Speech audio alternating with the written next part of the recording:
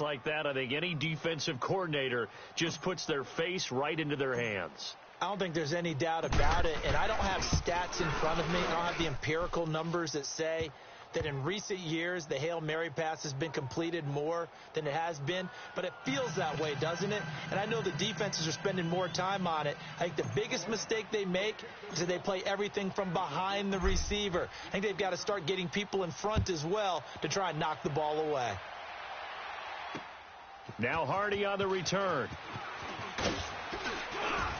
And he'll get it up past the 20 to the 22-yard.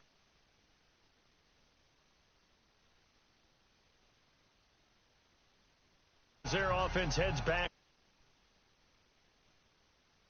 Not the start they were hoping for. Not at all, and let's face it, every facility we visit, everyone talks about converting on third down, how big that is. In this situation, they've had to punt it away twice, so they're furiously going over things on the sidelines. What do we need to do to pick up a first down and change our momentum? Now Ryan on first down. And incomplete, he dropped it. Maybe a rookie mistake there, second down. We know it's not an easy job to go out and catch passes when people are trying to tackle you and knock the ball away. But the bottom line is, that's a pass he's got to have and a pass he should have caught. So after the incompletion, 2nd and 10 from the 22.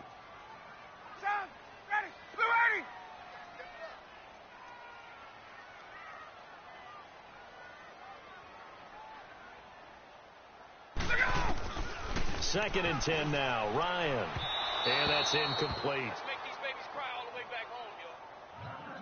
I know our vantage point might be a little bit better way up here, but that looked like an ill-advised throw to me. I didn't see anything open, and this play just didn't look right from the beginning. It did not. I thought he might get outside and just chuck it away. Dangerous pass, incomplete.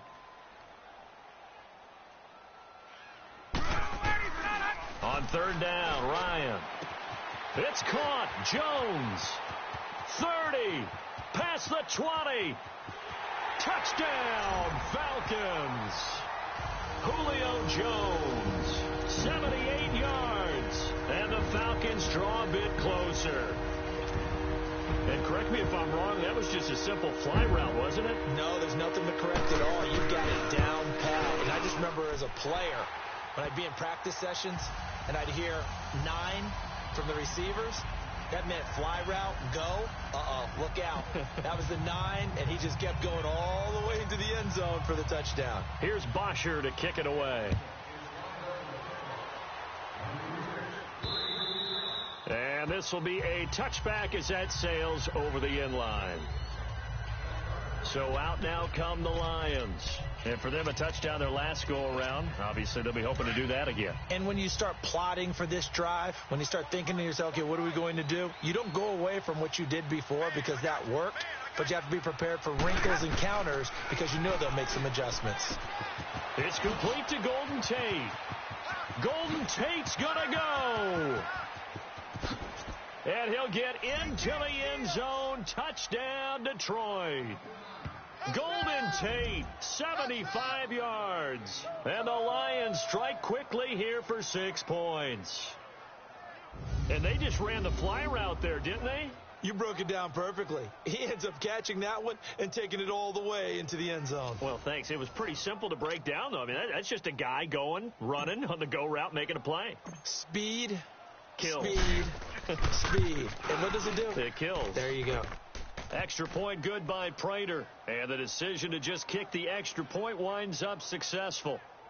One of the shortest drives you'll ever see. One play, 75 yards, 6 points.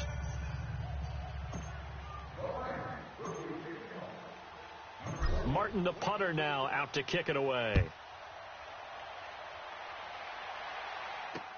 This is fielded at the goal line.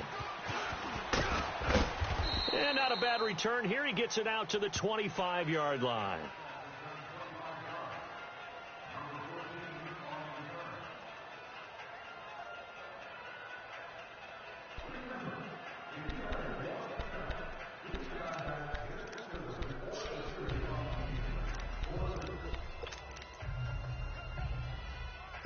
Ryan will bring the Falcons up now 1st and 10 at their 25-yard line.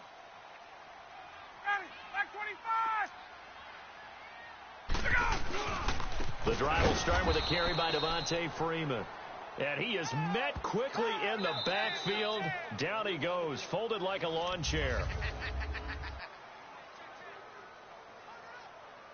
After the loss to start out, here's 2nd and 11.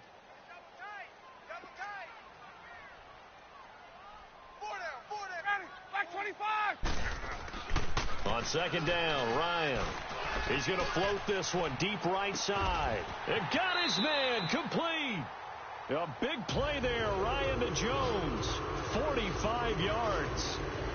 So the defense blitzed. A nice job picking that up, completing the pass. And how in sync was the quarterback in his center on that play? They saw the blitz, made the appropriate calls, got the line engaged because now they know there are going to be extra guys coming up the quarterback, so they got their assignments down pat and kept them away from him, and he's able to step up in the pocket and fire one now for a really good strike. A nice run there, 9 yards, and it'll be 2nd down. Despite the blitz, they're still able to pick up a nice solid gain. The disadvantage of blitzing often alters the normal spacing and run fits and leaves creases like they were able to exploit right there. On 2nd down, Freeman. And he's going to be met at the line of scrimmage and taken down. No gain on the play, and now they're faced with a 3rd and 1. He may be a bit undersized compared to the modern-day NFL defensive tackle, but what he lacks in size, he definitely makes up for in his ability to make tackles in the run game as well. On 3rd and 1, Ryan. It's a short one here, complete to his tight end. His first catch there, good for 10 yards and a 1st down. Well, they've had a great, impressive drive going here, and that pickup ensures the drive continues. And not only do you continue the drive, which is demoralizing for the guys on the defense side of the ball right now, but you make your own defense happy. They're able to get a little more rest over on the sidelines while this one continues downfield. Try to turn the corner, but they string him out and stop him at the line of scrimmage. Give the tackle to Tease Tabor that time. No gain on that run, and while the team is down, there's still time to come back and win the football game. If I'm the offensive coordinator, though, I've got to think about moving at a faster pace and maybe opening things up a little bit and throwing it a little bit more. Back to the ground, this time with Freeman. And able to get him inside the 5 here, just inside the 5 to about the 4. 9 yards on the pickup there as they'll be left with 3rd and 1. Even though they gave up more than they wanted to on that play, it actually illustrates how well they bottled him up throughout the game because that was his longest run of this contest.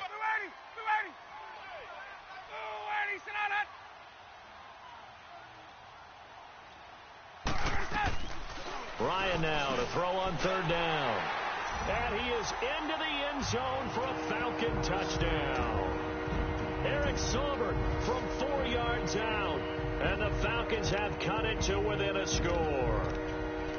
Well, it was 3rd and 1. I was expecting runs, so much for that. They pass it, they score it. That had the feel of the head coach telling the offensive coordinator, you've got 4 downs here. We're going to go for it on 4th down unless there's a disaster on 3rd. Go ahead and take a shot if you want to. And he gratefully accepted the opportunity and did exactly that. If they didn't get it there, that had the feel that they would come back and try it on 4th down. Here's Bosher to kick it away. Jamal Agnew now to return it. And now running right through it. And he's up past the 20 to the 22-yard line.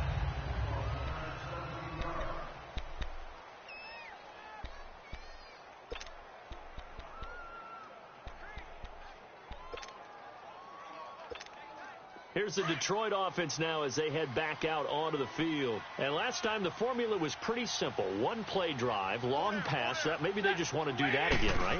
And that's exactly how you want to draw things up. Whether it's on your grease board, right, in your playbook, 1-play drive is exactly what you want on offense. What they have to be careful of is not having a letdown. It was real easy last time. They can't expect that going forward. And we'll see if it's that easy here. 23 yards on the play. And now with that completion, he's north of 200 yards here in the first half. And he's going to break our statistician, Marvin, isn't he? Because Marvin right now is just tallying it up. Hope his hand doesn't hurt too much doing this or keeps hitting the calculator. But my goodness, what a start he is off to. By the end of this game, he could have monster numbers. He just wants to continue to be accurate. A reminder coming up here at halftime. We'll ship you off to Orlando. Jonathan Coachman will have first-half highlights and analysis from a back-and-forth first half that we've seen. 32. On first down, Abdullah. Oh, and now he bowls him over. And they went the wrong way there. Losing yardage back at the 43-yard line. The loss of a full 3 yards, and now it's second down. I know the scouting report on him is that he doesn't possess the eye discipline to be an elite linebacker. And what that means is his ability to read, react, and make a play. But on that one, he looked like one of those guys. To throw on second down is Stafford. Looking downfield for Joe. This is caught inside the 15. A big play there for Detroit. 49 yards. That's a big-time pitch and catch right there. And, partner, I remember the days when quarterbacks would try this.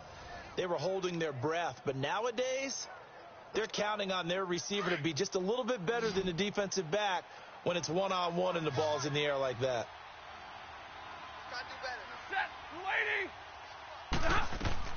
Now Stafford. Oh, a hit. He lost the football. Stafford puts it on the ground. And he'll get this back to the 32-yard line. The psychology of the game never ceases to amaze me because you would think there would never be a fumble from what we hear from coaches all the time, right? And how much they practice not fumbling. Practice it, preach it, talk about it all the time. You would think no one would ever turn it over. Yet they are humans out there running around, and we just saw another one. Opportunistic by the defense. Following the fumble recovery, it's Ryan. The left side completion to Jones.